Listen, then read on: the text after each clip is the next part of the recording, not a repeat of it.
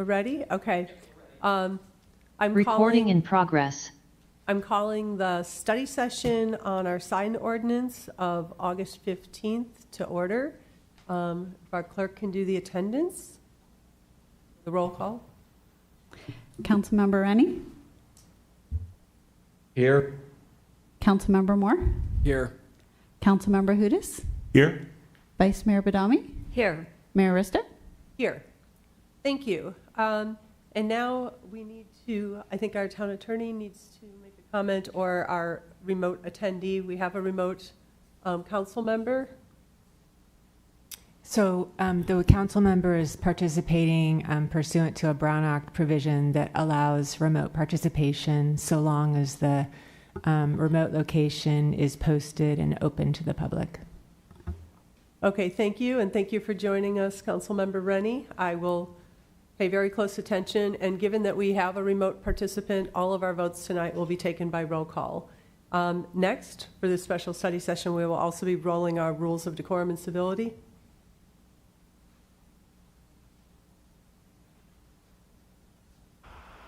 The public is welcome to participate at Town Council meetings, understanding that the purpose of the meetings is to conduct the important business of the town in an efficient and effective manner.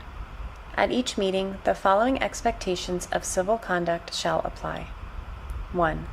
For the benefit of the entire community, the town of Los Gatos asks that all speakers follow the town's meeting guidelines by treating everyone with respect and dignity. This is done by following meeting guidelines set forth in state law, in the town code, and on the cover sheet of the council agenda. 2. The town embraces diversity and strongly condemns hate speech and offensive hateful language or racial intolerance of any kind at council meetings. 3.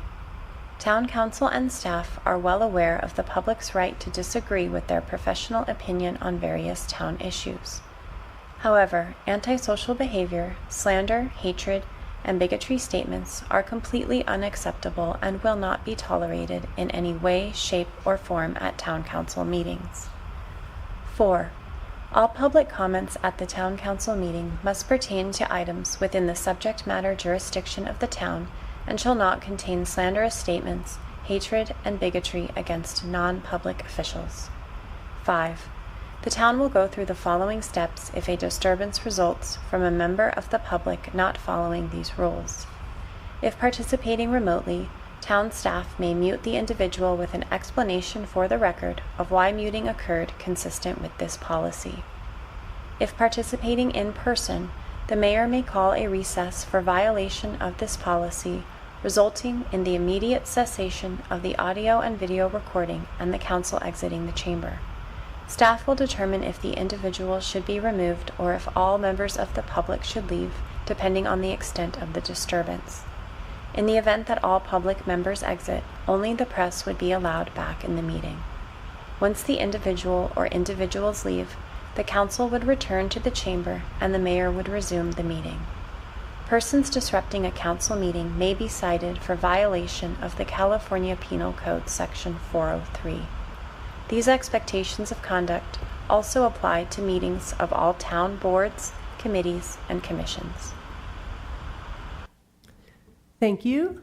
So with that, we'll be moving to verbal communications. And because this is a study session, I forgot to check, does that mean everything needs to relate to this one topic? So for this meeting, the only thing we'll be discussing is our sign ordinance.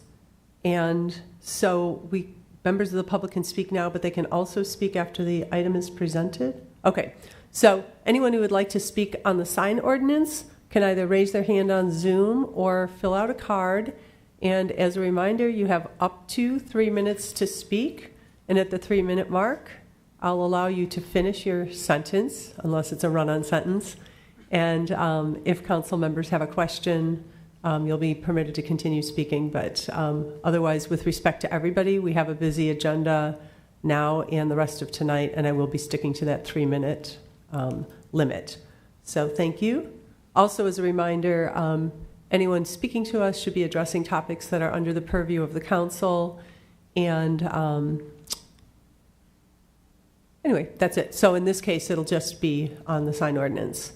I'm not seeing any cards. So I'm guessing people are here to watch this part, and for the next, are you filling out a card on the sign ordinance? It looks like we're getting some cards filled out. What you can do is come up and speak and then fill out the card afterward if you'd like. Given that we have a meeting at 7, I'm going to be trying to cut this entire thing off by 6:45. So come on forward, introduce yourself, and then you can bring your card to the clerk. Thank you. This is very impromptu, but I just, I'm Jan Schwartz. I live in Los Gatos, and I'm here representing the museum, New Museum Los Gatos, no surprise. And I just wanted to find out what the temporary sign ordinance is. It's a lot of verbiage, and obviously my interest is getting some signage up so that people know there is a museum in this town center. I'm happy if it says also there are chamber, council chambers and police, but it would be great if we could have some signs so that people who are going down Main Street can find where the museum is. And it's could be temporary because we have many exhibits. So something that says we have this exhibit here now and here is the museum would be great. Thank you. Thank you. Does anyone have questions for our speaker? I have a question. So when you're talking about temporary, I'm sorry, did you raise your hand, council member? Okay, council member Hudes. No, I was just curious about the status of the sign for the museum. I've heard about it for years and wonder what's going on. As far as I know, absolutely nothing. We are talking to the Arts Commission. I've talked to Maureen Capanjavi about it, and we're trying to think if there's a way that we can work with the commission to get a sign. I mean, we know that people come to the museum. We actually had people come in tears at night because an older woman came and could not find the museum and was supposed to be there for an event. It's important to us, and I don't know what the status is. And I'm thinking a temporary sign would be better than none, so if we could do that. Thank you. My question was regarding a temporary sign. It sounds like what you're looking for are two things potentially. One is a sign, essentially to assist with wayfinding, and then potentially something that could be periodically updated as an exhibit changes. And then just for full information, this is a study session. We'll be sort of setting ideas of what we want to look at, but we will not be voting or making any decisions tonight. So lots of input is good. Okay, thank you so much. Thank you. Anybody else sitting? And then you'll get your card to our clerk. So we've got that. Thank you, Ms. Schwartz. Anyone else? Okay, with that, I am going to close the public testimony part of this hearing, and we'll move on to our staff for a report, and we'll move forward with the study session. Thank you. So this study session is to discuss a potential update to the town sign ordinance. There's fairly recent case law holding that content-based regulations are not enforceable. And the way the courts define content-based regulations is that a person has to read the sign in order to determine whether or not the regulation applies. And so currently the town code does have a few content-based regulations. There's a category for temporary signs that breaks the temporary signs into open house signs, special event signs, political signs, and subdivision signs. And each of those regulations is content-based because a person has to read the sign to know whether or not what the rules are. And so what I'm proposing is that the council consider an update to the sign ordinance to remove the content-based regulations. It would not be a wholesale change to the sign ordinance because the sign ordinance is in good shape. It would just be like a surgical edit to tweak the few content-based regulations that are in the town sign ordinance. Now, the cases do hold that the town retains the ability to regulate the time, place, and manner of signs. And so when we talk about time, place, and manner, we're talking about the permitted size of a sign, the permitted location of a sign, the duration that a sign can remain up, and a required distance between temporary signs. And so one purpose of this study session is to get feedback from the council on what the council would like to see with regard to each of those potential time, place, and manner regulations. Does the council have any preliminary questions before we jump into the specifics? Councilmember Moore? Thank you, Mayor. One quick, random question is, do you know why sandwich boards were prohibited? One concern, I mean, I wasn't here when they were prohibited, but I think one concern with sandwich boards is that they sometimes are placed in the middle of the sidewalk and it's hard for people to get around. And then it becomes an ADA concern because a wheelchair can't pass. And I know that the ADA regs require a 3 feet passable distance on sidewalks. So that's potentially one reason. Another reason may have been aesthetics. Okay, thank you. Anyone else? I'm watching Councilmember Rennie carefully, so you can either raise your digital hand or just raise your hand and I'll be looking at you.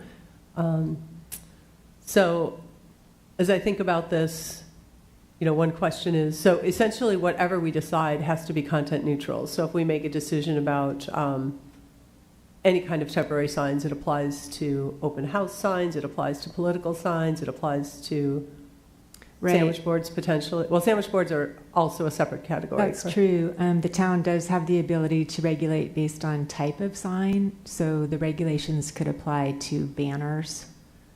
There could be one set of regulations for banners, one set of regulations for a flag type sign, another set of regulations for a yard type sign. Another category could be, and I don't know if the council's interested in permitting signage in the right of way. But if the council is, it could be a regulation that applies to signage in the right-of-way. And a follow-on to that is, right now our code, we thought prohibited signs in the public right-of-way, but it was more specific to affixing a sign to something in the public right-of-way and being silent on grass or open space. It's apparently allowed, so that's one of the things we may need to address. That's correct. Currently, there's a prohibition on signs on pavement in the right-of-way, and there's also a prohibition in the same section on signs on objects in the right-of-way. Thank you. Anybody else? Councilmember Hudes. So I'm just trying to orient myself to this, and I'm looking at the definitions, 2910, 110, the exceptions. Which sections would be a high priority to change? So right now, 2910, 110 talks about, I'll get the title of that section in a minute, and the other one that could use an update is 2910.120. And one of those sections talks about prohibited signage, and one, I think it's 110, categorizes temporary signs into different categories. And then there might be like a peripheral edit needed to the definition section, but the main sections that need attention are 110 and 120. Thank you. Vice Mayor Badami. Ms. Whelan, could you repeat the other code section? I got the 29.10.120, and what was the other one? Oh, the other one is 2910.110. Thank you. Mm-hmm. All right, so do we want to break this down into, or Councilmember Rennie, did you have any questions right now? Okay. So do we want to break this down into areas so that we can, and we're not going to vote, but we'll be giving. Right. Yes. Well, as we discuss it, if there's areas where we want to give direction, we probably will want to take a vote. motion. A motion would be helpful because then I'll know that I have direction from a majority of the council. Okay, yeah. So I think tonight we're going to have so many things that'll be broken down into little pieces that instead of a variety of council members giving suggestions, we'll be doing motions just to see what we want to pursue to make the most effective use of staff time and to be clear. Yeah, and one outcome might be the council might ask for more research. This is just a preliminary discussion of the topic. So the slides sort of break down the discussion points. So the first discussion point is location. And one question I have is whether the council is interested in permitting temporary signs in the public right-of-way. There are a few jurisdictions that prohibit all temporary signage in the public right-of-way. There are also jurisdictions that prohibit them only in the traffic median and on sidewalks, and do permit them, because right-of-way extends 20 feet in either direction from the center of the road. And so some jurisdictions do permit signage in the grassy, unimproved areas that are not sidewalk and are not road. And so I'm interested in the council's feedback on where they would envision the signs in the right-of-way. Councilmember Hudes. Yeah, could you explain what our regulations are now? So right now, we have a regulation, it's in 110, it's subsection 9, and it says that signage is prohibited on pavement within a public thoroughfare. And I interpret pavement to mean the paved road and the sidewalk. And then it also prohibits them on objects within the public right-of-way. So on a bench, on a tree, on a fence. I also believe that object could mean the structure that supports a sandwich board. So right now we don't really have any language that prohibits them within the median or the grassy area. I have a follow-on question to that, and then I'll go to my fellow council members, because if we're talking about the public right-of-way in the grassy area, for example, in areas where people have a sidewalk on their street, and then there's the grassy area between the sidewalk and the street, which is generally the public right-of-way, would that mean if we allowed signs in that grassy area, somebody, for example, could put signs in front of my house in my grassy area, and I can't eliminate them? I can't say I don't want those signs in front of my house because it's the public right-of-way. We could probably write the ordinance to say that you have to I mean, it depends what the council wants to do, but it is conceivable to write a defensible ordinance that says in order to place it in that area, you need the permission of the neighboring property owner. I haven't seen ordinances that do that, but that's an option.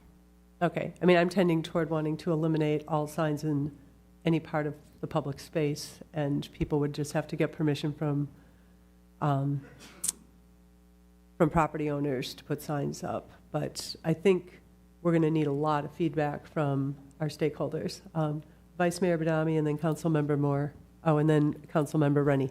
So, Ms. Whelan, when we were talking about the sidewalks, pavement, what about the sidewalk, and then you have a tree, and then you have a little mound of dirt around the tree to protect the tree, and then somebody puts their temporary sign in that little patch of dirt leaning up against the tree, but it's still kind of technically the sidewalk. Is that permitted? Because now it's not on pavement. So based on like a technical reading of our existing ordinance, the signage is prohibited on pavement. And so I think under the town's existing ordinance, that sign would be permitted. Thank you. Okay, Councilmember Moore, and then Councilmember Rennie. Thank you, Mayor. Yeah, I think, so to answer your question, I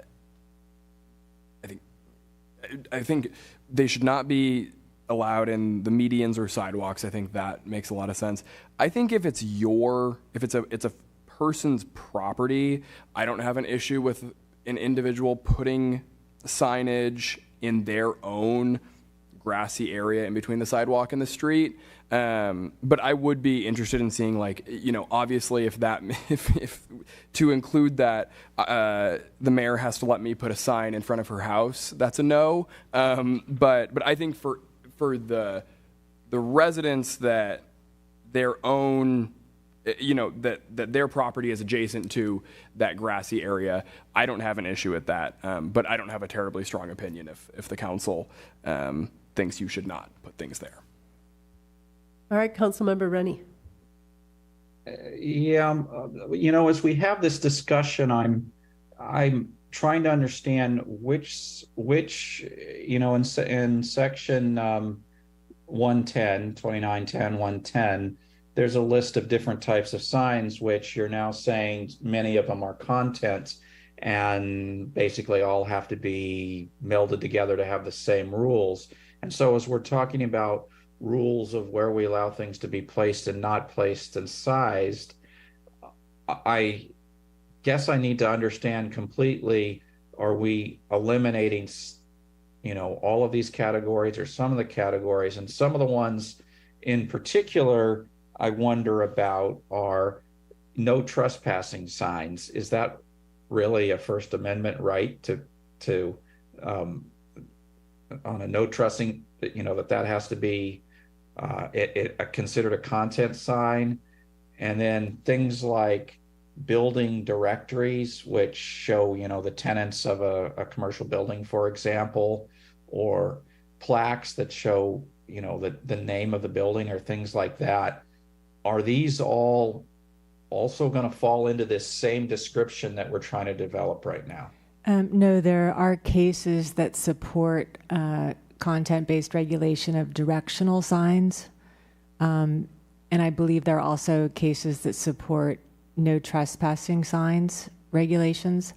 And so the four categories that are of the, that are most worthy of an update are the categories for special event signs, political signs, real estate signs, open house. and then there's one for grand opening signs. Okay, so that's helpful. I was wondering if all of those things I mentioned were going to be compressed into the description. So if they're not, then that makes it a little easier to think about. Thank you. Mm-hmm. There are two more categories I didn't mention. The lease, we have a special category for lease and rental signs and for subdivision signs. And I am a little bit concerned about those. So I would say it's a total of 6.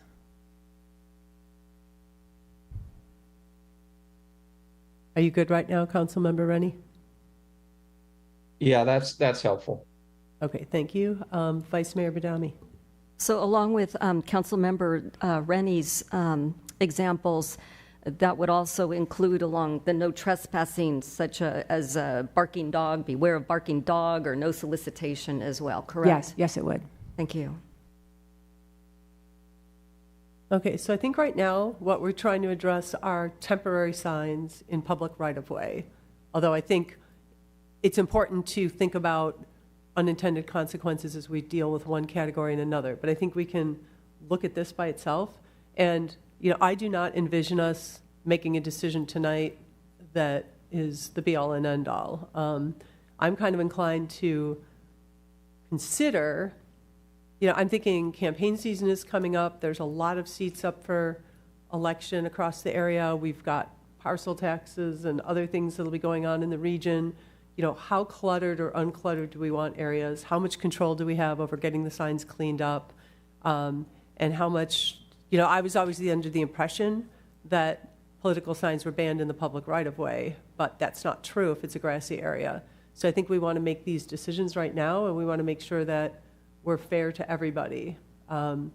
So, one way I'm kind of leaning is, what would happen if we said no temporary signs at all in the public right-of-way at all, anywhere, and then see what feedback we get from realtors? Can they put their signs on the property? From grand openings, whatever. I don't know where my fellow council members are here.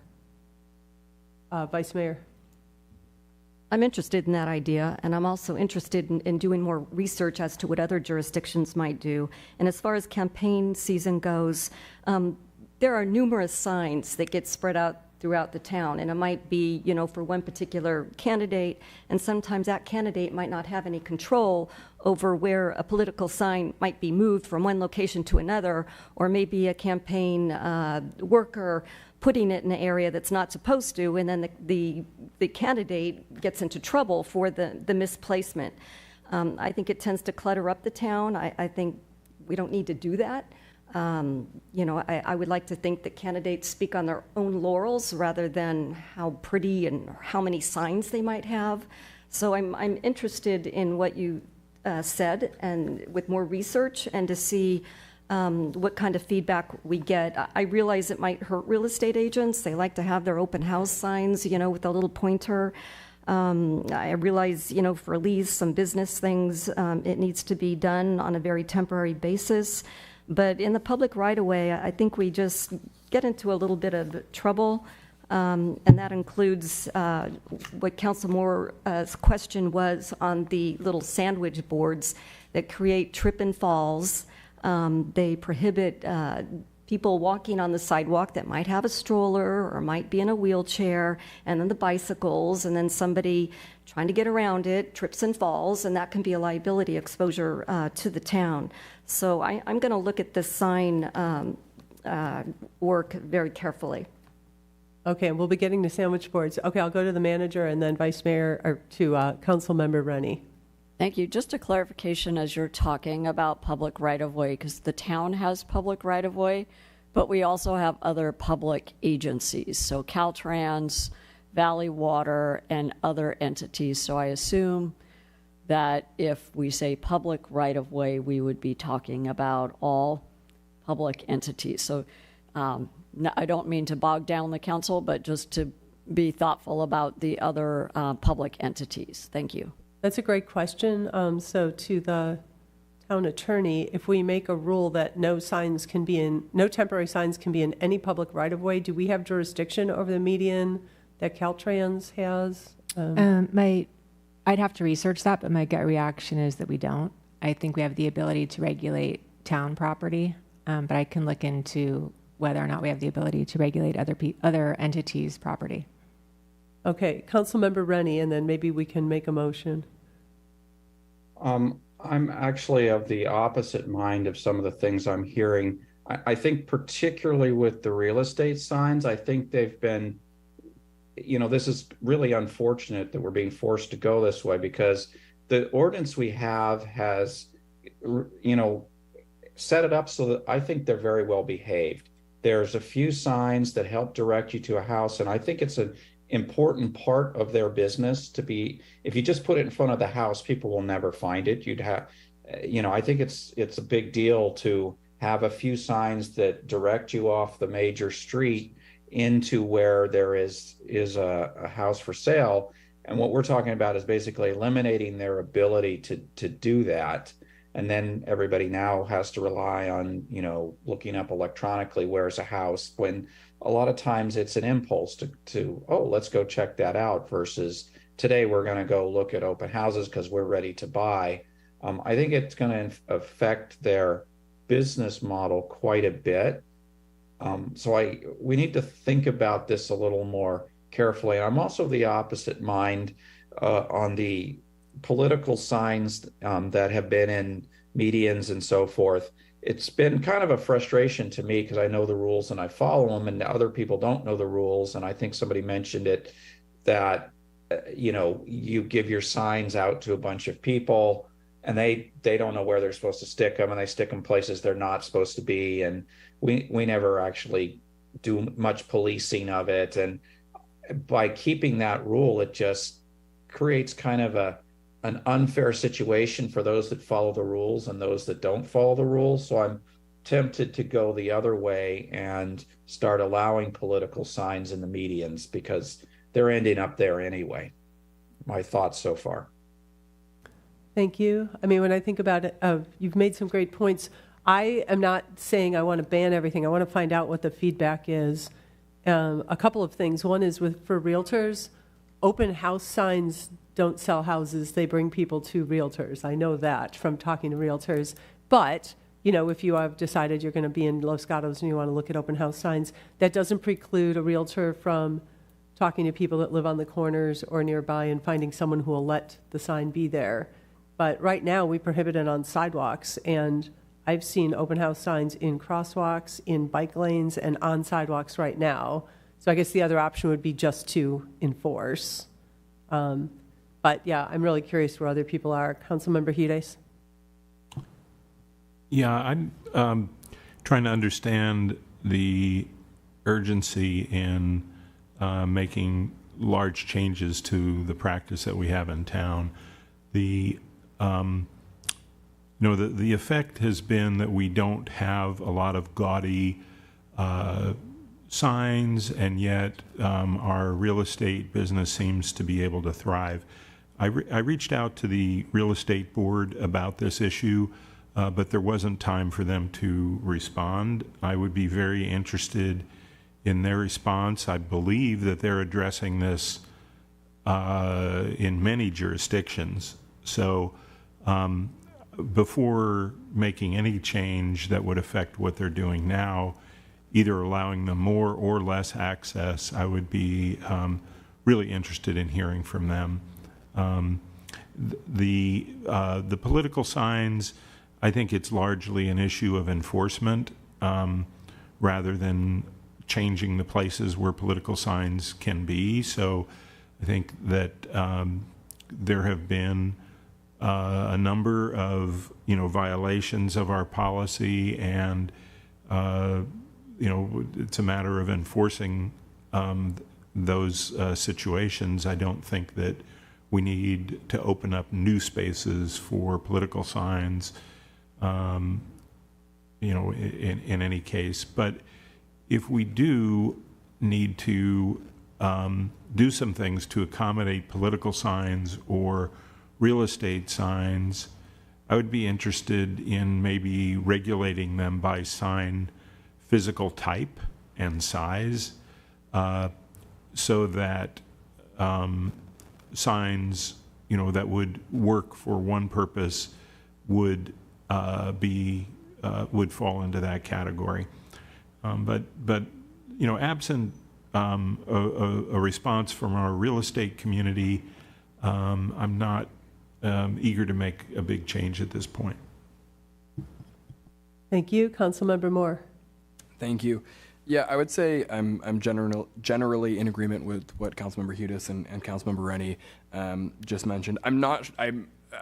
The one thing I am not sure about is political signs in the medians and public right of way. I think that could, I think generally, and it sounds like there's some agreement on this, I'm happy with how the sign ordinance is functioning as it is. I think it's how signs are behaving in the town right now seems good to me. So I think as much as we can keep that with understanding that we need to adjust for these new rulings, but I would definitely worry about how this would affect real estate agents. I think having realtors be able to, put up their signs and have people get directed to those open houses. I stop by those open houses just from seeing them, and I'm not buying a house, but it's, I'm sure others are doing that when they are. So, I would say in general, I think that how signs are in the town now is good. And so as much as we can, tweak this to stay in that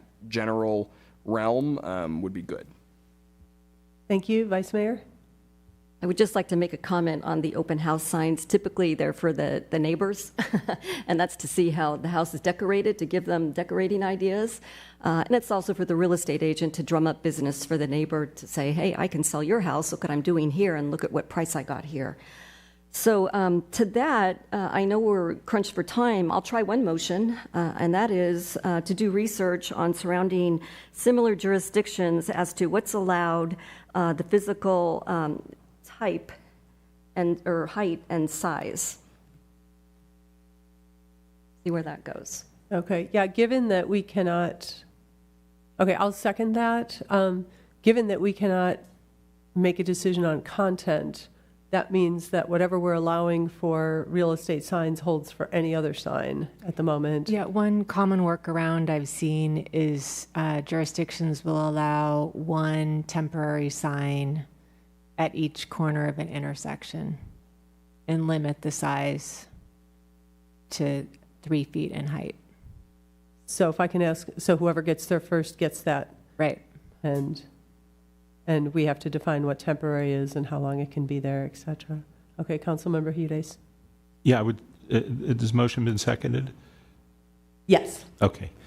So I would just add a comment that I think it would be also valuable to specifically not only reach out to jurisdictions, but to the real estate community and understand, because I think they may have a position on some of this. It just hasn't come in time.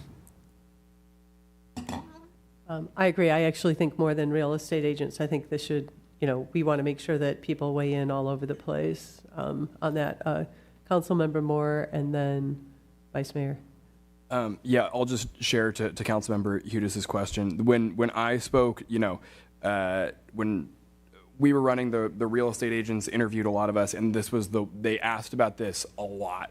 About how people feel about it, so I can guess their opinion of being against any changes to this, which makes sense. But I think the Vice Mayor's motion to keep this moving forward and do more research on this, with the understanding that we'll look at kind of the various aspects of what we've talked about tonight.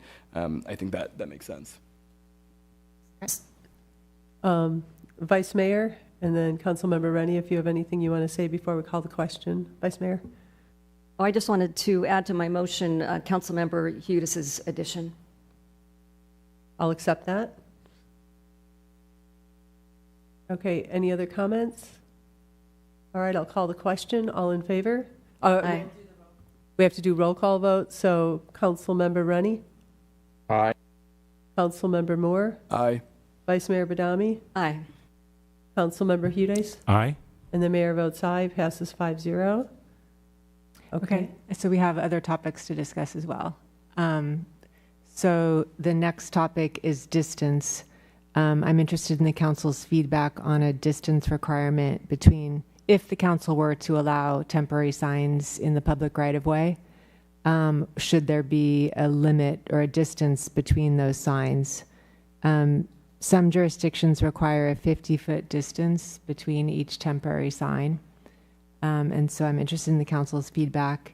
And then we talked about the second part of that, which is to accommodate real estate open house signs. Some jurisdictions allow one temporary sign at each corner of the intersection on weekends. Thank you. Councilmember Hudes? Thank you. And Town Attorney, I wanted to just ask again, where does the town of Los Gatos stand on these things right now? So I do get questions during election season, and right now the only section I can find on point is the section that prohibits temporary signs on pavement. And so we do have a little bit of a gap right now for signs on grassy areas. But with regard to distance? Oh, I'm sorry, what was your question? Where do we stand on regulations with regard to distance right now? We don't have any distance requirements. Mm-hmm. Councilmember Moore? Thank you, Mayor. So I think the problem that I see with some of these things is that they're largely, unenforceable or difficult to enforce. So if we say that, they have to be at least 50 feet apart, I think that's pretty hard. On the other hand, I can see, a reason for such a requirement being that you don't want 50 signs in 50 feet. But yeah, I don't know. I think that one would be a little hard for our code enforcement. Vice Mayor? I agree. I mean, I don't know who's going to whip out their tape measure and go out there and measure it, but I do agree. It can be very cluttered unless you have maybe some type of regulation. But what I see, even in last campaign season, it's really difficult to take the time to enforce any sign violations. We just don't have the manpower and other priorities is what I found. Councilmember Rennie and then Councilmember Hudes. I was just going to mention item B here seems like a good solution of allowing temporary signs on the corner only on weekends. I guess we should run that through real estate agents because they're starting to do open houses, not just on the weekend, I noticed, but it might be a good compromise to say that, the signs can only be on the weekend, and that separates us from somebody putting out a political sign. They're not going to go put the signs up and take them down at the end of the weekend and put them back up the next weekend. So that might be a way to get past the fact that they're different contents kind of thing. So B seems like a pretty good idea, actually. Thank you, Councilmember Hudes. Thank you. I wanted to explore B a little bit more. So if there were a political sign at the corner of an intersection, would that mean that, you know, the first candidate that got there got that corner and no other sign would be allowed? Yeah, if that was what the provision provided, it would be first come, first serve. Yeah, I don't think I would be in favor of that. I think it could lead to some fistfights. Yeah, I mean, I'm kind of struggling with two things. One is making an ordinance that we can enforce. And, you know, I'm thinking, so you wake up in the morning and there's 3 signs there. How do you know which one was there first? This can probably go in waves, but maybe we don't try to do things like only one sign can be there every 50 feet, because I don't see a way to enforce that with temporary signs. We may want to have rules about what size they can be, how many days they can be up, which is also hard to enforce. You know, do you have an expiration date on it the first day you see it? All of this is difficult. I think the main top level thing is we can't have different rules depending on the content. And so I guess what we're looking at is, are we giving you enough guidance, or are we just saying, oh my gosh, you know, we don't know what to do with this? One thing I've taken away from the intersection conversation is perhaps there's not a limit on the number of signs at intersections. Councilmember Rennie. That reminds me. So we have guidance or limit of when political signs can go up, you know, how far in advance and how soon afterwards they have to come down. But that now is calling them a content sign. So we have to get rid of that. This seems like, you know, people could start putting signs up 6 months ahead of time and they never bother to take them down. So we need to figure out how to get back. I mean, I think the political sign regulations were working pretty well the way they are, and now we need to find workarounds to kind of keep that. Unless the attorney sees otherwise, I'm worried about, you know, signs starting to go up way in advance, and then, you know, then you've got basically signs up all the time. Yeah, I mean, really, with regard to political signs, the only guidance I need is, does the town want to allow them in the grassy areas that aren't the paved area of the public right-of-way? And then I do think it's possible to come up with regulations that will apply to temporary signs as a whole. All right, so what are people thinking about grassy ways? I mean, I was always under the impression that we couldn't have signs in any public right-of-way, and it looks like our code was silent on the grassy areas. So I see Vice Mayor. I'd be inclined not to allow them on the grassy areas. I think there's plenty of opportunities for candidates to place their signs, and sometimes it can be a little overkill, and then the town, it gets to look a little junky during campaign season with so many signs out that can be distracting. And then the more signs you have out, including grassy areas and questionable areas, you turn candidates into being sign narcs, because that's the only way something would be enforced. And this would then apply to all signs in the public right-of-way? Yes, and temporary signs. Also temporary signs. Which would include real estate signs. Well, there could be a carve-out if the council are interested in allowing temporary signage at the corners of intersections, either on weekends or for another limited period of time. Right. Okay. Councilmember Moore. And I'll just mention that the point Councilmember Rennie brings up with the political sign seems like a serious one of having, you would have political, at least for some candidates, they would be up all the time. And it's also not realistic to make them put them up only on the weekends. That seems, you know, I don't know how you do that. So I'll just reiterate that, and there just might not be a good answer, but I think trying to get creative about how to keep things as much the way they are is what I would be interested in. Would you like to turn that into some type of motion? so we can give direction to staff.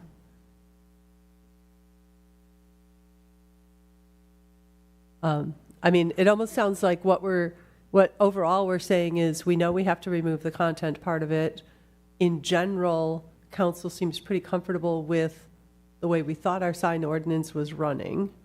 And I don't know if staff can come back with suggestions that would carve out different areas that would guide us toward, okay, we'll set numbers of days, we'll set place. If there's suggestions that staff can come up with that would help us retain what we've got.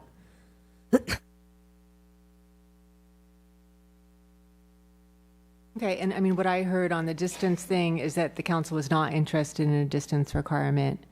And then you're interested in outreach to the real estate community regarding the signs at the intersections. Okay, do you need a motion on that, or do we have?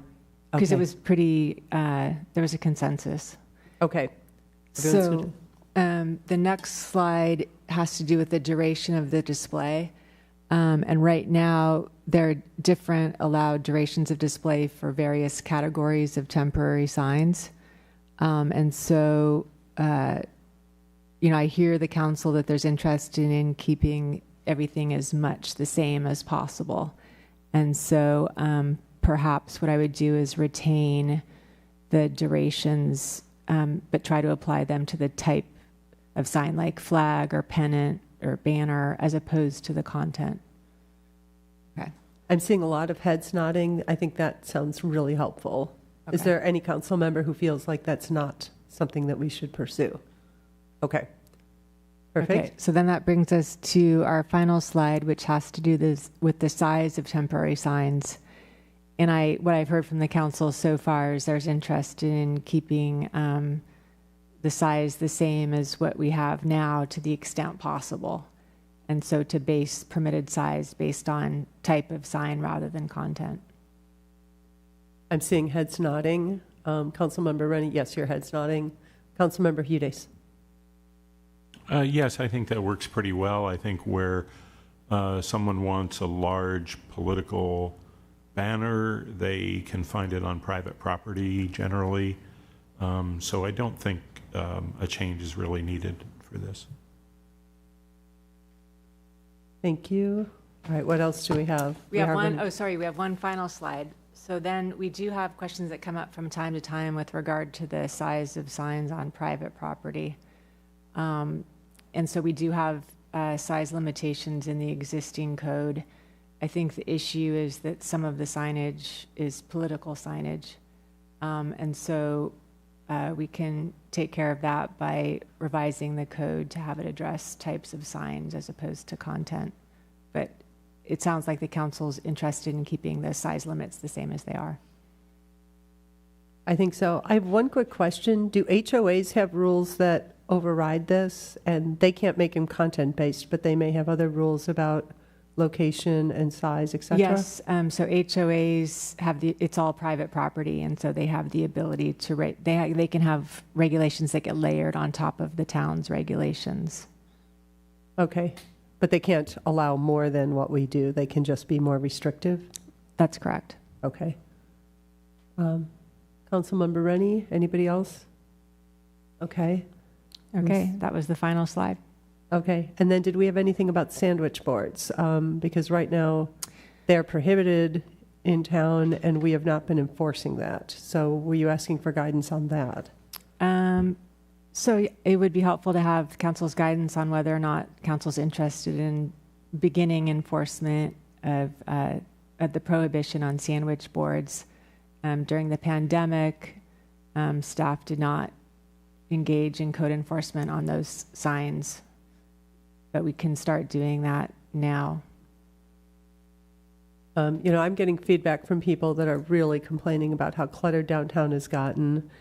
As a personal thing, some of the signs are entertaining, they're fun, but some have balloons attached to them. A lot of them are in the public right-of-way. And I think that the more sandwich boards there are, the more show up, and they just keep proliferating. So, Vice Mayor. So my question to staff is, do we have the manpower to, number one, be proactive, or would it be complaint-based? We would probably do a couple of things. One is having a positive message to our businesses. You know, we definitely want to support our business community. We know many of them are still struggling. So we would probably do a very tailored message, gently reminding them that we don't allow sandwich boards. So we typically do a little bit of education, and then we would be doing enforcement. And sometimes, you know, and it would pertain to our plaza here as well as in front of the library. So we would have to be consistent for all right-of-way. But yeah, we can enforce. It will take multiple times, but ultimately, in past practice, pre-pandemic, we were able to get the point across. Thank you.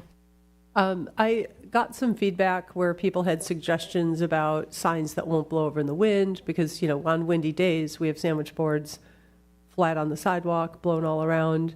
Ideas about standardization, sort of the way that the parklets are standardized, that there would be standard types of sandwich boards or signs in the street. I don't think we want to go there with that right now.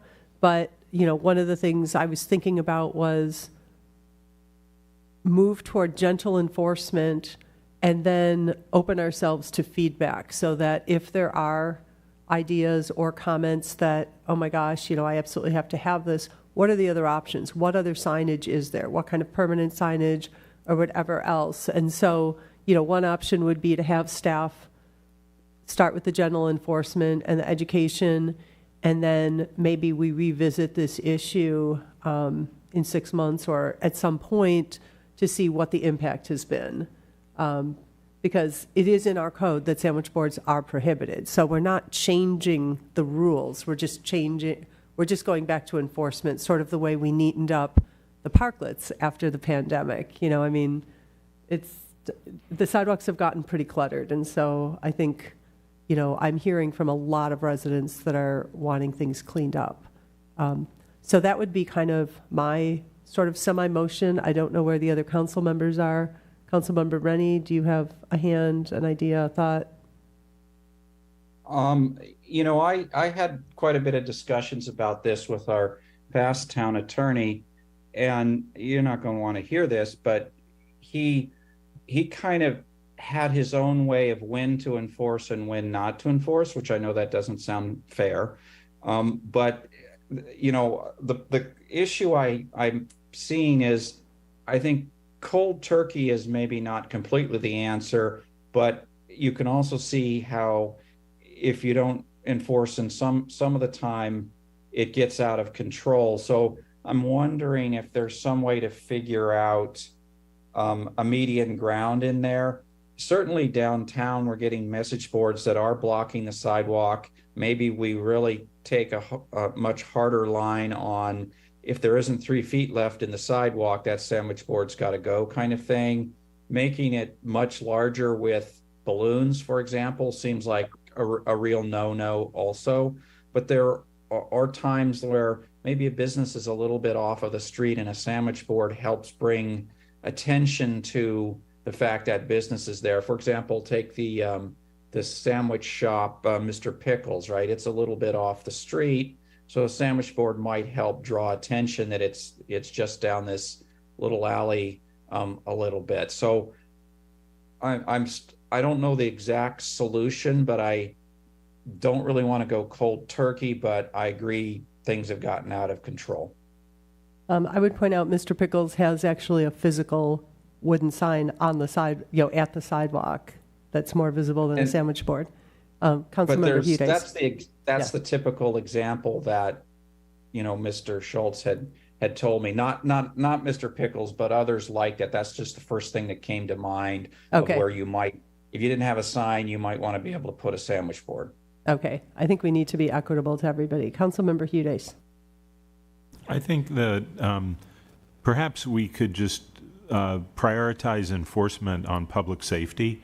So when there, you know, is a sandwich board that's blocking the sidewalk, or, you know, creating some kind of a hazard, we prioritize that, rather than necessarily changing the regulations on sandwich boards. Although our regulation is that they're not allowed at all. Councilmember Moore. Yeah, I think that actually makes sense. I think the 3 feet, if you violate the 3 feet, I think that makes sense. But I think, for me, when I walk down, I hear that, some folks might think it's cluttered. I don't think I think most of the businesses seem to be pretty respectful about it, but then there are some, egregious offenders. And so I think those would be the ones that I would be more worried about, where you're making it inconvenient to walk through there. But I don't have a big qualm with sandwich boards as they are. My suggestion would be, I like staff's comment about education and gentle enforcement, and enforcement obviously would happen where it's really egregious, and then getting feedback from our businesses about why they need sandwich boards or where they make sense. Not everyone has the same size sidewalk in front of them. And so in some places, it's just inherently going to be problematic. In other places, it isn't, and we may need another look at this. So do we have consent, or Vice Mayor Badami? Yeah, I just wanted to add a comment about the equity issue. Some businesses, they put out money to have a very nice sign, and it can be costly, whereas others, they don't want to do that financial outlay, and so they'll just do an inexpensive A-frame. So for those that go the route of actually applying for a sign and a permit, et cetera, it just seems that we should, enforce this fairly with our code. I don't believe we should deviate all that much from it, but I do believe in giving warnings and doing it lightly at the beginning. I think that's more of a spirit of the law and more friendly approach to our business community. Is that a motion? Yes. Okay, I'll second that for the sake of argument. Any comments? I'll call the question. Councilmember Hudes? I'm sorry, I'm not sure what the motion is. I believe it was to actually start the education and gentle enforcement and then come back with feedback from the from the downtown community at some point. Vice Mayor? With warnings in advance of a write-out citation. Yeah, starting with warnings. We're not going to, and just see how that curbs the behavior and what feedback we get. Is that something that staff can work with if this passes? Yes. I mean, another option for future consideration would be to allow signage on sidewalks with a sign permit. Where the sign permit would take into account, is there enough space and the location and parking and benches? And the quality of the sign. Okay. Do we have staff resources to deal with that? We can. I would just say that we also have a variety of situations where some businesses actually have private property. So then, there's actually a place to put an A-frame. Where we don't have space would need an encroachment permit. And so we have a variety of permitting mechanisms if council does want to go that way when we bring this back. Okay, I would love to, when this comes back, hear about permitting so that we can kind of control it. Maker of the motion? Okay, so that's the motion. We have a second. Councilmember Hudes? Aye. Councilmember Rennie? Aye. Councilmember Moore? Aye. Vice Mayor Badami? Aye. And the mayor votes aye. With this, shall we close this item? Okay, so we'll close this item and we'll end our study session. And with apologies to people that are ready to start the meeting, we'll take a 5-minute break. And I've got 7 o'clock, so at 7:05 we will start our regular council meeting. Thank you. Recording stopped.